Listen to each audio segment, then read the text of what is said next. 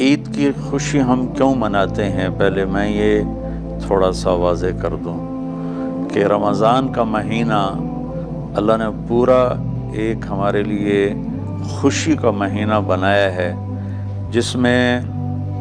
अल्लाह की जन्नत के दरवाज़े खोल दिए जाते हैं, जहन्नुम के बंद कर दिए जाते हैं, शैतान कैद कर दिए जाते हैं, जन्नत को रोज़ाना सजाया जाता है,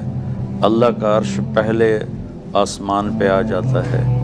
अल्लाह की तरफ से ऐलान हो रहा होता है, कोई बख्शिश चाहने वाला, कोई हाजत मांगने वाला।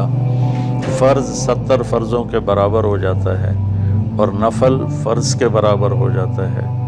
और नफल और फ़र्ज़ का फ़र्क इतना बड़ा है कि क़यामत तक 2 रकात नफल पढ़ता रहे तो फ़र्ज़ रकात के एक सजदे के बराबर नहीं। और इसमें जो मर जाते हैं अहले ईमान, उनका हिसाब ही हो